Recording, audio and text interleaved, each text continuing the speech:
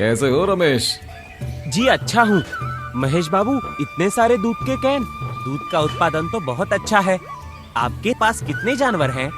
25 दूध देने वाले जानवर और उनके बच्चे। आपके सभी जानवर दूध दे रहे हैं? नहीं, 25 में से 5 जानवर 8वें महीने के गर्भवती है। महेश बाबू, ऐसा क्या अलग कर रहे हो जो इतना दूध उत्पादन होता है? अपने पशुओं को क्या खिलाते हो? कैसे करते हो ये सब?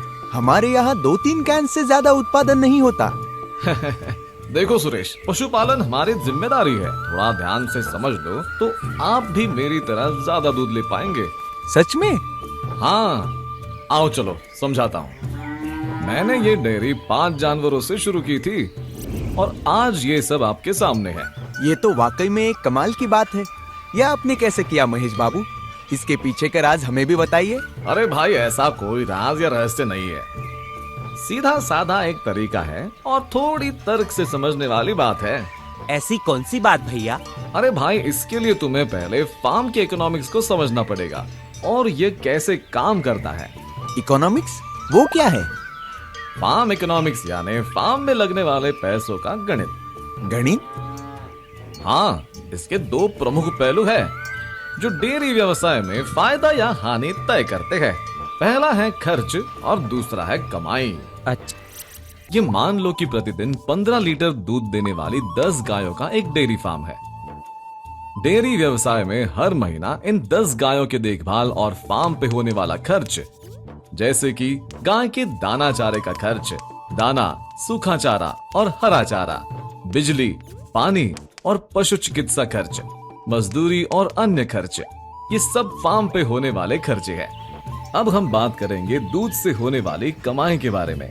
डेयरी फार्म में कमाई का मुख्य स्रोत है दूध उत्पादन और नए जन्म लेने वाली बछिया या पड़िया।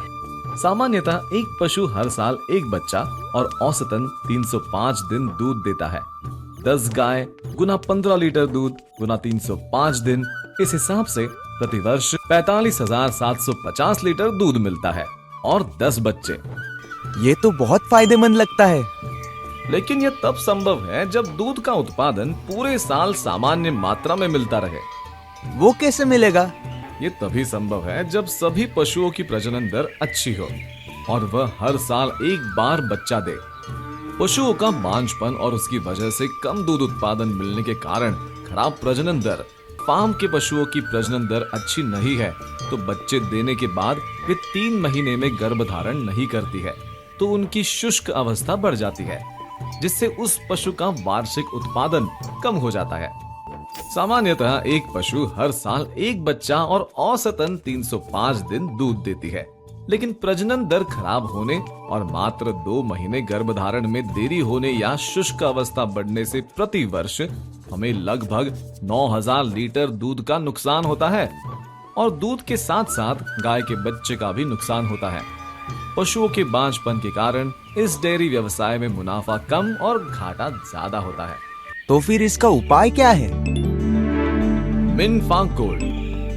मिनफा गोल्ड की नियमित खुराक डेयरी पशुओं में बेहतर प्रजनन क्षमता और दूध की गुणवत्ता एवं उत्पादकता बढ़ाती है। सुरेश, मैं हमेशा इस बात का ध्यान रखता हूँ कि मेरे पशुओं को साल भर उच्च गुणवत्ता वाला खुराक, मिनरल्स और सप्लीमेंट्स के साथ मिलता रहे, क्योंकि डेयरी पशुओं में मिनरल्स की कमी होने की संभावना ज्यादा होती है और यह मिनरल सप्लीमेंट्स पशुओं के प्रजनन और दूध उत्पादन में महत्वपूर्ण भूमिका निभाते हैं।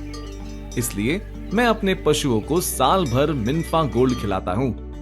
मिनफा गोल्ड में एक आधुनिक चिलेशन तकनीकी MMHA का उपयोग किया गया है, जिससे पशुओं के आंतों में मिनरल्स का अवशोषण ज्यादा होता है।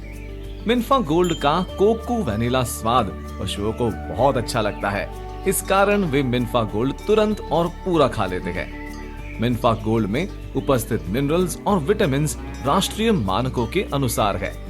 नियमित रूप से पशुओं को मिनफा गोल्ड खिलाने से पोषण संबंधी उनके बांझपन की संभावना कम हो जाती है और दूध भी सर्वोत्तम गुणवत्ता का और अधिक मात्रा में मिलता है। मिनफा गोल्ड की नियमित खुराक से यह भी सुनिश्चित होता है कि डेयरी फार्म में हर साल गाय से एक बछड़ा या बछड़ी और दूध भी मिलता रहे।